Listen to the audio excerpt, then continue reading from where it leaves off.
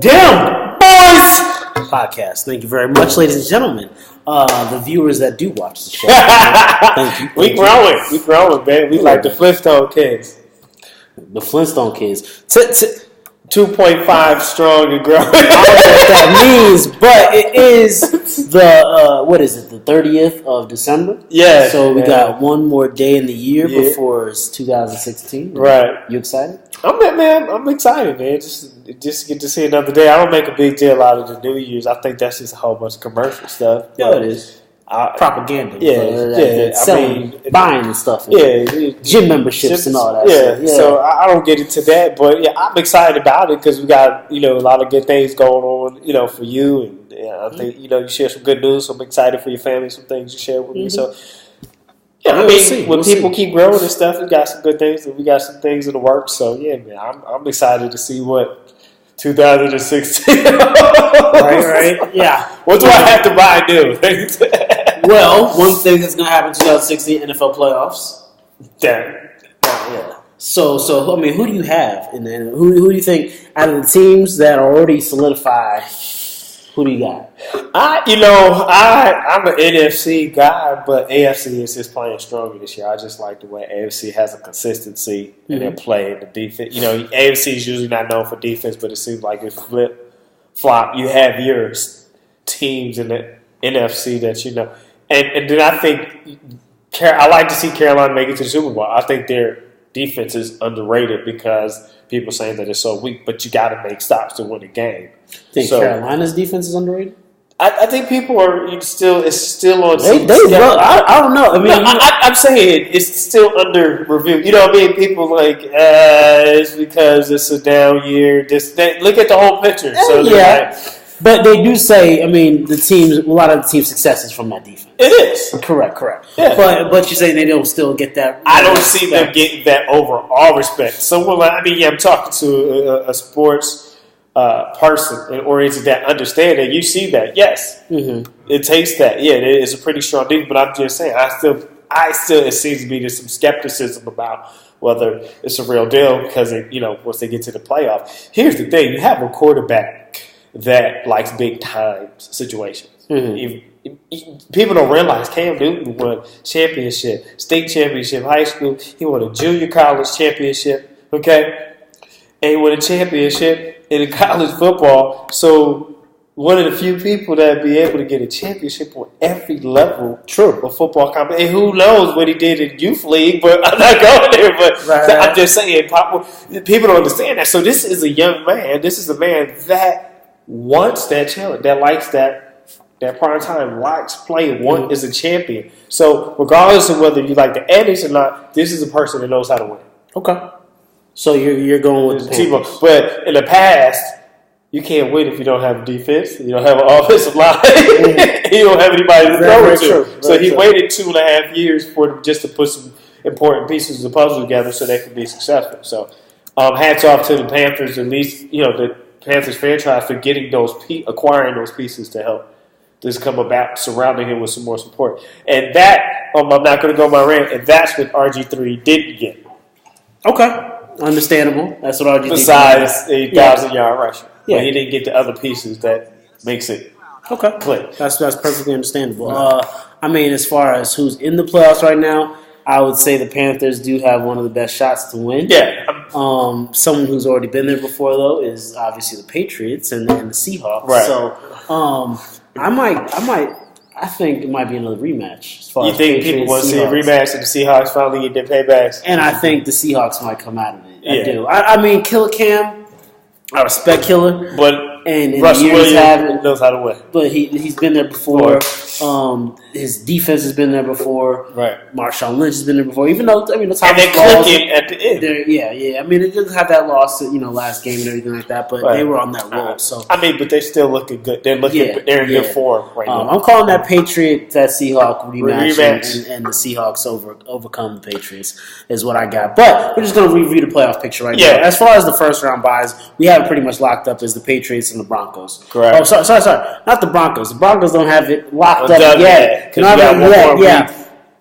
significant play. Correct. So the Broncos don't have it locked up yet, but the first round bye, the Patriots do have it locked up. The Broncos are in the playoffs. The Jets are not in the playoffs. No. Okay, they still got they got to win next week. Bengals. They're in the playoffs, division leaders. Now, you remember when 10-5 got you into the playoffs? Easy, right? Yeah, 10-5 got you easy, but not this year. I mean, especially in the AFC. I mean, you got the NFC is kind of a little softer. We won't talk about the NFC East yet. Yeah, I'm not. Don't send me there. Oh my goodness! And then the Texans obviously haven't locked it up with an 8-7 record. Right. But if they win that next game, they're going to take it in Kansas City. I think that has to be the most inconsistent team with upside potential. They've run out. I think they said they had about 5 or so QBs actually start. Yeah, and that's the problem.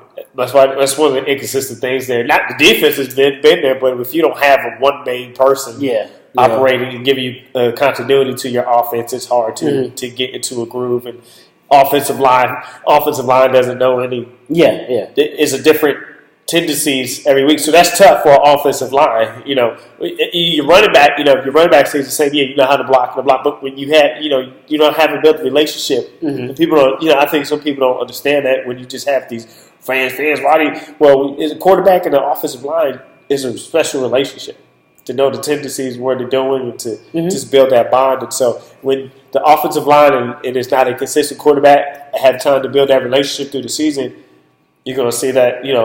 So they're gonna pretty much lose their first game, what you got in the playoffs. Yeah. Okay. All right. They're inconsistent. They might win. It might come down to a field goal or some guts and glory kind of play, but you just don't have. You just feel sorry. Sorry for that situation. It's a tough situation. Yeah. Let's go to NFC. Got the Panthers and the Cardinals. The Cardinals are dangerous. People don't realize the Cardinals are still dangerous. 13-2. Yeah, they're dangerous. Not a bad record at all. Seahawks, Packers, and then Vikings, Redskins. That's all locked up. All right. Yeah. I'm not going to go on my rant. Screw the Redskins. Move on. They got it with Kirk Cousins. Good job, guys. Yeah. Seahawks definitely stepped up in the year. He succeeded on what he wanted to prove. He did. So, we'll see what happens with them. Is it a mistake that he went off of RG3? It might have been. It might not have been. We'll see. You can't. It's apples and oranges. I'm not going to get into that right now. I think you can't even compare the two in the situations. Well, he did get to the playoffs with the team. Say what you want. He got to the playoffs and with a better equipped team than RG3. As far as supporting cast. Oh yeah. So you can't even compare. That's why I said you can't even compare apples and oranges. But in the middle of the season, he made that change to say, "Okay, I'm just going to go with Kirk Cousins, not play this game of who's going to start when, who's going to do this." And, it wasn't even middle of the season. 5 games in or something like that. Yeah, that's middle of the season. Okay. Moving on, got the Patriots. Okay, and so we're talking playoff picture, and the Patriots when they played the Jets. Okay, got a little confusion at the coin toss and they kicked. They kicked. Now, some people are saying they kicked so they could play someone like the Jets instead of the Steelers. Steelers, yeah. Okay. Steelers obviously didn't win. They lost. Right. So now it's looking like the Steelers might not even be make it. Right. Exactly. As a slim, you got chance of game. Right. You got to have this one lose, this one win, and exactly. Now, do you see the Patriots being their history of cheating?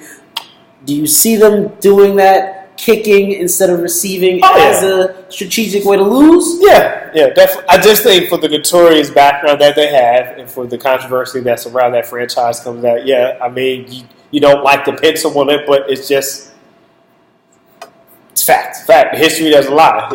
There always is something controversial. And so, I mean, you know what? It's not illegal, but that's bad. Mm-hmm. That's bad sportsmanship. Well, I mean, go win a game that you're capable of winning and go face who you face. To me, especially here's the thing, they have momentum going into that. So you're the better team going into overtime. Because you see what I'm saying? You put it into overtime. Yeah. You're the better team. Go ahead and win the game in overtime. Mm-hmm. Exactly. No, I understand. Receive the ball, go ahead, and they'll probably would have. Then they might play the Steelers. You never know. Right. So they don't want to face them. And they know that they might lose against the Steelers because that's a touch and go. That's a very balanced matchup between those two teams. Exactly. Yeah. So exactly. So yeah, I mean. We don't have any proof. Soft. Yeah, soft. That's so weak. Soft. So next thing. Going on to the Patriots, to talk Cam Newton, Tom Brady. We're talking about MVP, candidacy. Who's exactly going to take the MVP? Cam with the loss to the Atlanta Falcons that hurt, obviously. Who do you see being that MVP, Cam or Tom Brady? I mean, what I thought was amazing, just following, looking at little headlines and stuff that, you have even a Drew Brees said that Cam Newton deserved that. And so for a quarterback like that, that stature and that prestige to say that, I just want to put that out there.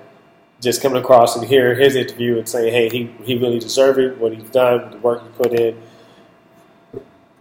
For the franchise is younger than the Patriots. It's not even just that, just the fact that it is. So it takes a little bit more to build it. Mm-hmm. And stuck with it. He could have jumped ship.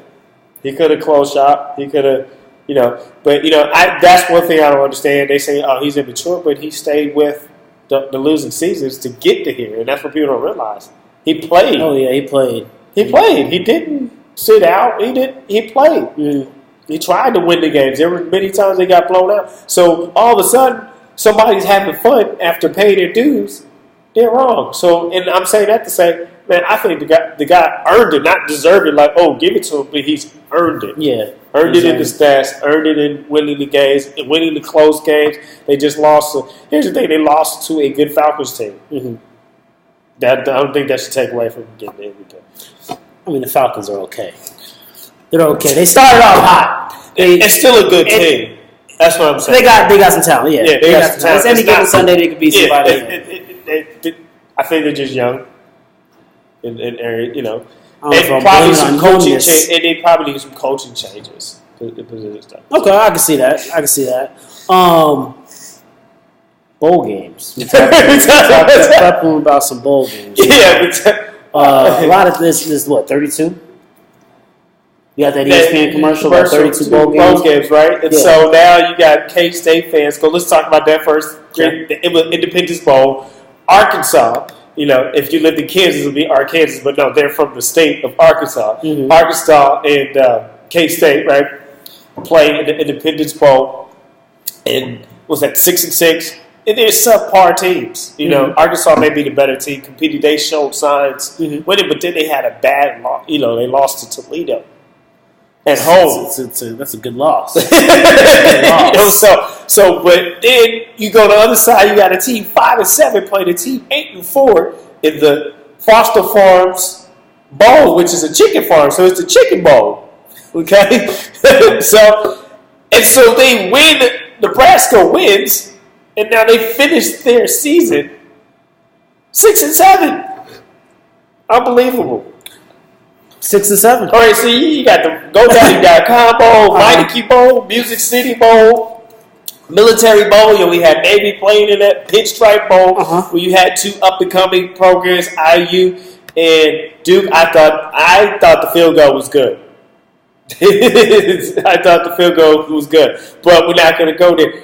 I mean, what else did you get? You got the New Mexico Bowl, the Dallas Bowl, Arizona Bowl. I mean, what's next? The Toilet Bowl? The Toilet Bowl is just very crappy. It's soon to come. It's soon to come. So to me, we're starting to get to, every team gets a trophy for participation. But no, we know what comes down to, even though this team may have a down year, they're in a tougher conference, and they're going to bring what? They're going to bring the following, and it's financial. It's sad that it's coming to that because I think it's just watering down the quality of competition in the bowl and the prestige of being invited to a bowl game. Mm-hmm. Now it's just becoming numbers in the numbers in the stadiums and numbers in the bank account. No, I understand that. That's definitely understandable. Okay, well, bowl games are something. I mean, they're definitely something that makes money. Right. It's good for for the local fans to see their teams play. I don't think they're needed. There's much build up. Come on, man! You had the University of Louisiana Monroe Cajun raisins in like some weird bowl. Correct. I mean, you got even your Pinstripe Bowl where you got Yankee Stadium Bowl. Where you got playing in Yankee Stadium. It's just a lot of hoops and and lights and flashes. Right, can we get the Wichita Bowl? Please, right? Yeah, the Wichita Bowl. Speaking of Pinstripe Bowl, though, Chapman to Yankees. There we go. What do you got? What do you say? I think that it's an excellent trade, regardless of the domestic violence. Here's the thing. I say, well, we're talking prep. I said that's a good thing because he's at a more liberal place in Cincinnati. A little stiff collar with that, and they probably didn't handle that with kid gloves. And so, anytime you have a situation like that, you're able to get an opportunity in this industry. It's good to get a fresh start because now you're not in that place. If he stays now, it's like you have to have this super ridiculous performance for that to go away. You still do if you have to go to New York, but now people are looking for you to, just for your performance and not, he beat that woman. And it's like, he's still going to get some of that. He's going to get some of that. But it's going to be more on the haters. So, like you said before, I'm going to mention what you said. Is it, for trade bait, or is this to legitimize that rotation and have a stronger pitching rotation? And so the thing is, he's very talented. He can bring a lot to that pitching rotation, and it'll be awesome. It'll be the bullpen. The bullpen. Yeah, the bullpen. Excuse me. Not the rotation started. The bullpen. Oh, good. Excuse me. Bullpen. The strength of the bullpen. Really. Yeah. So he'll bring some strength to the the bullpen there. So it'll be nice to see that because that's where they were hurt. We talked about that going down the stretch. They didn't have that support in the bullpen, and you wearing out your starters because they got to go deeper than what they're capable. They didn't have the depth at the end of the year. Yeah, you got a lot of injuries and things like that, and so I understand with that. Getting this arm solidified 7, 8, 9. Right. Are you going to use all three? No. You're not going to use them. You still got Chase and Shreve. Other guys, Nova might stay in the pen. Right. Other guys, the Yankee organization will do that, things like that. Something that happened last night that's not funny, but at the same time kind of funny. Play Anthony Early gets shot in the knee from a strip club. Baby, won't you come my way? Is that the strip club song? Yeah. I was like, wait a minute. That's a strip club song. Okay. I'm gonna take my take on this. Is I can't stand any athlete, professional wise, going to places like these at 4 o'clock in the morning, 3 o'clock in the morning, right? Especially when it's season. It's season. I mean, even out of season, you put your career in jeopardy. Getting shot as your career. I mean, but first and foremost, you got to be smart in the areas in which you go, and you're not an ordinary person. No, you're not because you're out there in the public eye. So, this is a reality call, and it was a poor decision for him to go out. Correct. I mean, I want him to heal and hope it doesn't ruin his career, but get a girlfriend. What are you doing? What are you doing? You don't need the. You just got called up not too many weeks ago from the D League team. Now you went from being called up to propped up. So your leg is propped. Leg is all propped up. So and now we don't know. They haven't told us. Hopefully it's one of those injuries where it hasn't shattered anything. Yep. And you can come back and return, and you don't have like 452 pins in your knees. He could be Dwan Blair with no knees. Right. Sound like the Tin Man. Tin Man. Yeah, Dwan Blair. Can't go through the airport anymore. Right. No, it's not. Anthony, I hope you get better, but at the same time, that's all other athletes, you don't need to be. Here you go. Clay Anthony, what were you thinking? That's all he said. Right. And then you just like you flossing. You got to say it. You just got called up from the D League, man. Yeah, he's been in the league before, so he got he got a little NBA money before. Come on, man. Stupid. And you went solo. And he went solo. Here's the smart thing was you weren't drinking and driving. You had an Uber. Mm-hmm. Okay? Yeah. Now that person will never drive Uber again. Because they boxed the car in. Yeah. So that person will never be an Uber driver again. Thanks, Clem. You've hurt somebody's extra income. You've scarred them for life. Oh my goodness. Yeah. That situation is terrible. Yeah, that's not good for Uber. Something else in basketball was, said a couple days ago by Mark Jackson was Stephen Curry is hurting the game of basketball. He's hurting basketball. Right. Yeah. Go ahead. I feel that Mark Jackson knows what he's talking about. You're right. He coached Curry. Right. It's not like Curry is LeBron James. Somebody's looking at a distance. Right. He knows. He goes to the gyms. He sees what kids are doing. He's not just sitting at his house and just making these comments. He's out there. He's out there. That's his job. Correct. He's a basketball expert profession. He played college level and NBA level. So he competed on the highest level in both in college and pros, and been in a championship situation as a pro as well. They played in the days where St. John's was intensely competitive. They were at the top. They were ranked in the top 25 when the Big East was vicious. But the thing is some people think, he's just haterade, he's just softy because the coaching situation between him and I don't think that is all. I think it's just a love for the fundamentals of basketball. And now you go in these gyms, you look at kids trying to shoot ridiculous with poor form, shooting from a ridiculous range, trying to, shoot these ridiculous threes instead of keeping the game simple, just doing what they can do and work on the basic skills. If that's something that comes as you develop, that's fine. But now you got kids trying to be something. You're not Steph. Be yourself. You're not Steph Curry. You're not Steph Curry. And that's not a put down. Be yourself. And just be yourself. That's what gets you the scholarship.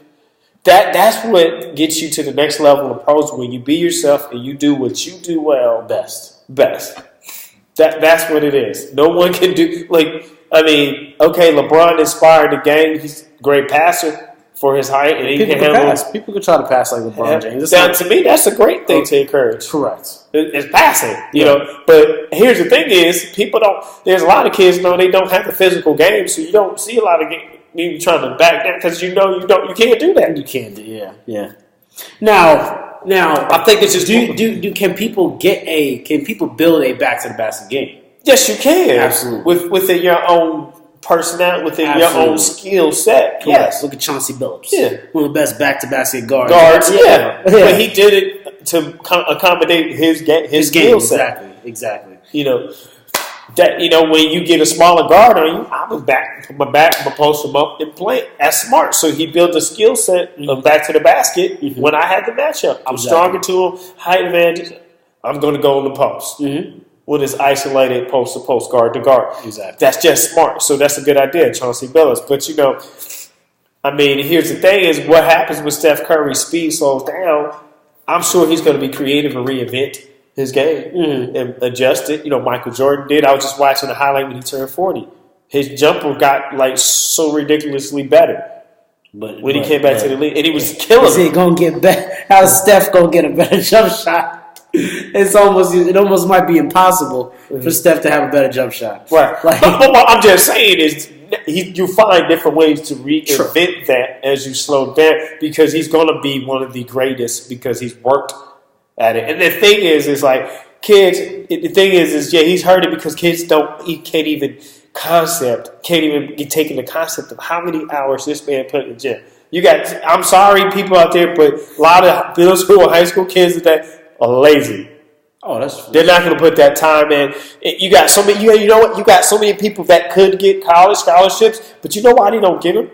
Because they're lazy. They don't sacrifice the time to get in the gym. They think, because I have some athleticism or I have some skill, you should give me. It's like, no, you should be in there and do something great. Do something that stands out and earn a scholarship. And then when you get to that level and you get to the next level, right. Don't stop playing the Gosh. Stay at home. Here's the thing. I'm disrespecting Clay Anthony because I thought Clay Anthony was going. I'm not saying it's over, but right now, next on the borderline, I thought he had a good opportunity to have a consistent. He's from New York originally, but a small town, New York, Middletown, headed towards upstate. From the last black man that was in New York, that was an athlete that got shot in the leg. Right. What happened to him? He's in jail. He went to jail for 2 years for his own gun, and he did not have a career afterwards. Okay, so Right. So, but now out of Kansas, I believe today, and he's from Kansas, by the way. I'm saying Cleanthony. Kansas claims him because he played at Wichita State. Mm-hmm. To me, and I'm saying this, the person out of Kansas that's going to have a good, consistent career, an upstanding career is Perry Ellis. You think? Perry Ellis. He is consistent in what he does. He will have a good backup career. But I'm saying he's going to have a good 10, 12 I mean, he's going to be scoring 8 points a game with 7 rebounds.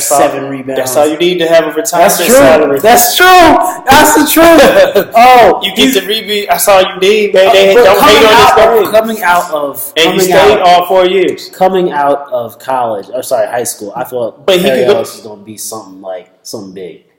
I mean, he plays within his ability. That's our producer and everybody else telling us we need to wrap it up. Yeah. So round 2 will be next. Thank you very much.